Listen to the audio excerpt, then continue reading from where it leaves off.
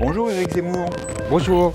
Vous revenez sur la tournée européenne du président américain Joe Biden. Pour vous, il s'est comporté comme beaucoup de ses prédécesseurs. Pourquoi?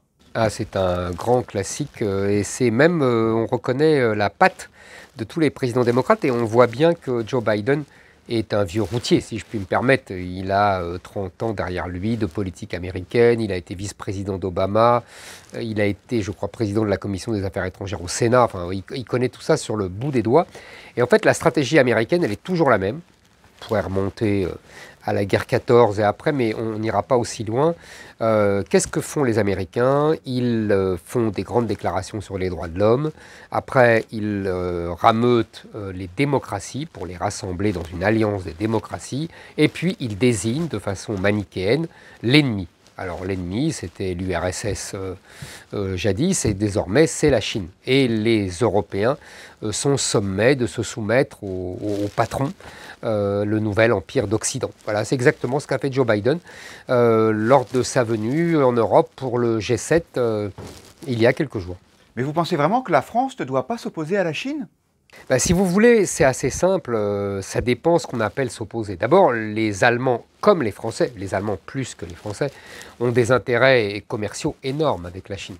L'industrie automobile chinoise, l'industrie de la machine-outil chinoise, allemande, pardon, serait très embêtée s'il y avait une guerre commerciale avec la Chine. Embêtée est une litote. L'industrie française aussi, l'industrie de luxe, vit largement du marché chinois. Mais pour la France, si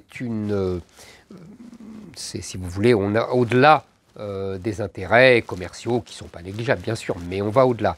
C'est une question de principe. En vérité, la diplomatie française a une tradition depuis le général de Gaulle, mais qui remonte à bien au-delà, d'indépendance et d'équidistance. C'est-à-dire que l'indépendance, ce qui ne veut pas dire ne pas avoir d'alliés évidemment, mais on reste autonome et on a sa propre décision. Et l'équidistance, ça veut dire qu'on ne rentre pas dans un conflit où on n'est pas parti.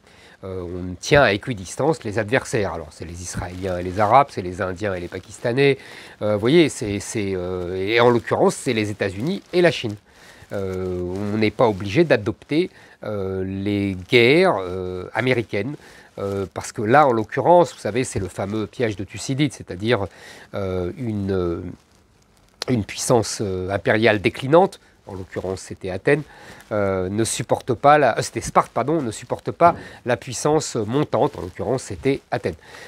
Donc il y a un affrontement, une guerre, la fameuse guerre du Péloponnèse dans le livre de Thucydide. Et on a vu que dans toute l'histoire de l'Europe, ça a été la même chose. Quand les Anglais déclinaient, que les Allemands montaient, il y a eu la guerre 14. Et là, c'est la même chose entre les États-Unis et la Chine. Mais ça ne nous concerne pas. On peut s'inquiéter du côté prédateur des Chinois, mais le danger réel, il est seulement pour les Américains, car c'est le danger pour leur hégémonie mondiale. Donc, que doit faire la France? C'est tout l'enjeu.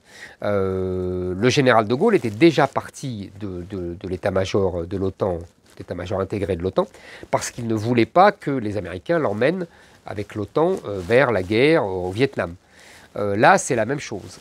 Les Allemands sont plus gênés aux entournures, car eux, ils n'ont jamais eu cette politique d'autonomie et d'indépendance. Mais que peuvent faire la France et Emmanuel Macron?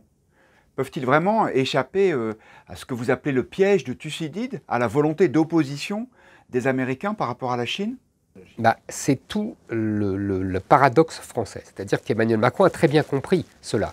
Lors de la réunion du G7, il a fait des réflexions douces amères sur, si je comprends bien, si je connais mes cartes de géographie, l'Atlantique, l'OTAN c'est l'Atlantique et c'est pas le Pacifique. Manière de dire qu'il avait bien compris que les Américains voulaient l'entraîner dans un conflit où l'OTAN n'avait rien à voir puisque c'était l'alliance de l'Atlantique Nord. Sauf que, comme il a joué toute sa politique sur l'alliance avec l'Allemagne, le fameux couple franco-allemand, la fameuse autonomie de défense européenne, etc., les accords, vous savez, industriels avec l'Allemagne, sauf que l'Allemagne, elle, veut se soumettre stratégiquement aux Américains.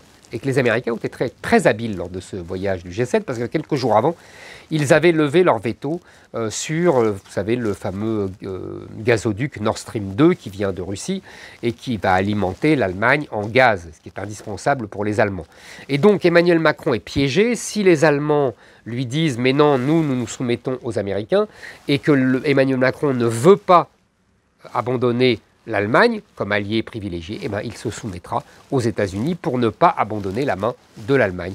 C'est tout, c'est pas le piège de Thucydide, mais c'est le piège d'Emmanuel Macron. Merci Éric Zemmour.